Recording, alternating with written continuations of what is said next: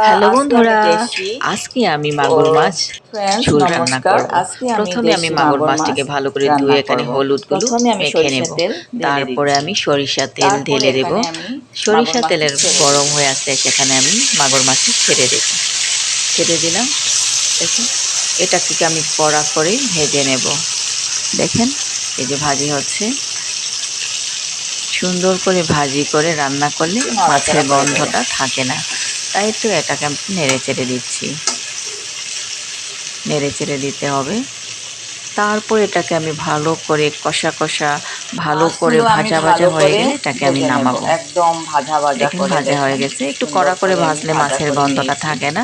তাই তারপরে কড়া আমি করে এটা ভেজে তুলে নেব। নেওয়াটাই ভালো।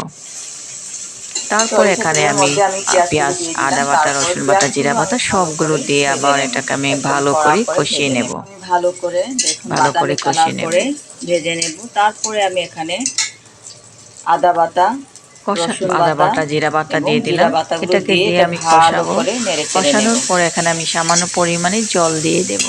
আদা বাটা, জল রসুন দিয়ে বাটা, এটাকে জিরা আবার আমি বাটা ভালো করে আর কষাবো। কাঁচামরিচ তারপরে আমি বাটা আমি দিয়ে এটাকে ভালো মাগুর করে মাছ ভেজে ভেজে নেব। রাখাটা আবার দিয়ে তারপরে দিব এখানে এখানে। আমি মাগুর যে দেখেন মাছটি হয়ে ছেড়ে যাচ্ছে, দেব। দেখেন এই যে অনেক সুন্দর করে সুন্দর হয়ে ভাজা যাচ্ছে। হয়ে যাচ্ছে।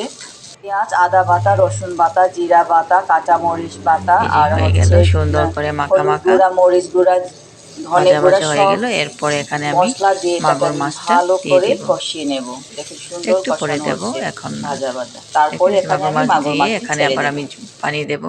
পানি দেওয়ার পর এখানে আমি ধনে পাতা বাটা দিয়ে দেব। ধনেপাতা বাটা দিলে এটা খাওয়ার সুস্বাদুটা বেড়ে যায় এবং মজাটাই থাকে অন্যরকম।